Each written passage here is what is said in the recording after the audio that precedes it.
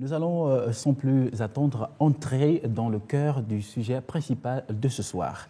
Vous avez été nombreux à déposer vos questions sur la page Facebook du président. Voici la question d'Ibrahim Daouda Mba Abdou, qui résume beaucoup d'autres questions qui ont été posées et qui aborde le sujet de la création d'emplois au Gabon. Et celle de Ruth Oumou, qui a souhaité vous parler de l'entrepreneuriat des jeunes. Voici la question d'Ibrahim.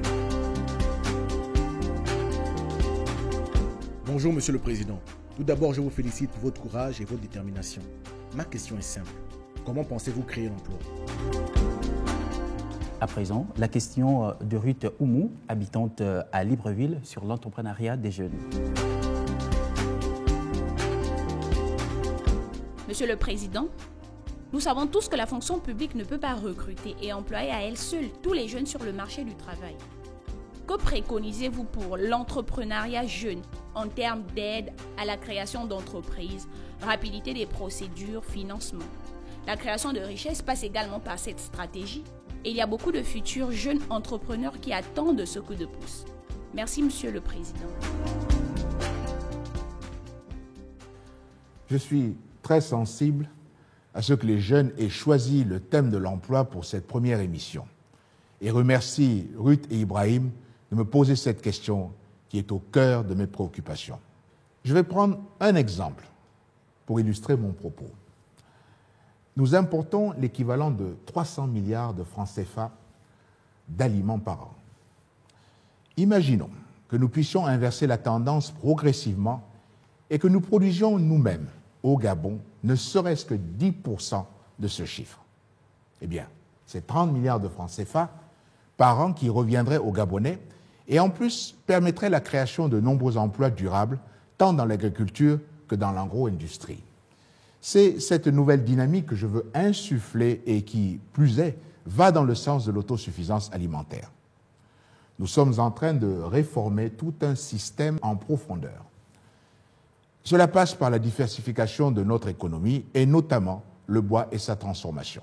À votre avis, pensez-vous qu'un arbre qui part à l'étranger rapporte plus aux Gabonais que ce même arbre découpé en planches, travaillé en meubles et même sculpté par nous-mêmes? Vous avez compris, transformer chez nous, c'est créer de l'emploi, de la richesse et du savoir-faire qui demain pourra s'exporter. Si nous ne faisons que vendre nos matières premières, demain que nous restera-t-il? Je ne veux pas cela pour nos enfants. C'est pourquoi, dès mon arrivée aux affaires, j'ai pris cette mesure de transformation du bois chez nous. Et pour atteindre cet objectif de transformation chez nous, il me manque encore 2 ingrédients. Le premier, c'est l'expérience des autres, qui nous fait gagner du temps et de la formation nécessaire à tous ces nouveaux métiers. C'est ce que je suis allé chercher, par exemple, en Suisse, en signant avec la société Haring des conventions de formation et d'industrialisation de la filière bois. Le second point, c'est qu'il doit y avoir un climat d'affaires propice et durable, qui prévaudra dans tous les autres secteurs pour que des investisseurs gabonais et étrangers créent des entreprises. Nous avons bien d'autres richesses dans le domaine du Gabon vert, du Gabon industriel, du Gabon des services, qui nous amènent, selon la même logique, à multiplier nos partenariats gagnant-gagnant avec les meilleures entreprises mondiales de chaque secteur. Ceci étant, de vous à moi, j'ai entendu que certains m'appellent Ali le pigeon voyageur, Ali le touriste. À les entendre, ils croient que si je voyage, c'est parce que j'aime prendre l'avion. Ce qu'ils ne disent pas, c'est que lorsque je suis parti à Singapour notamment, j'ai rapporté dans mes valises les bases de l'accord pour la zone économique spéciale de Nkok qui a déjà créé 6 000 emplois directs et indirects. De mes voyages aux États-Unis, j'ai aussi rapporté un accord avec la société Bechtel qui nous accompagne dans l'Agence nationale des grands travaux et qui a créé 3 000 emplois directs et indirects. Et tout récemment, la signature d'un accord avec l'Université de l'Oregon pour nous former à tous les métiers de l'environnement. Comme je vous l'ai dit, je veille à ce que ces échanges soient gagnant-gagnant. Les entreprises étrangères qui sont accueillies chez nous ont le devoir d'embaucher et de former prioritairement des Gabonais. Et c'est précisément ce qui se fait aujourd'hui. Par exemple, l'entreprise chinoise CICM Huachu Gabon doit démarrer ses activités dans la filière du manganèse. Cette société détient en effet un permis d'exploitation à Mbembele, près de Njolé. 340 personnes doivent être embauchées sur le site, dont 255 Gabonais, soit à peu près 75% des effectifs. Et il y a encore beaucoup d'exemples de ce genre. Et si mon rôle est de trouver des moyens de créer des emplois, alors le vôtre est d'aller les chercher. Mais, Monsieur le Président, quelles sont les structures qui permettent d'orienter les Gabonais dans leur recherche et leur formation? J'ai demandé au gouvernement de renforcer la politique nationale de l'emploi.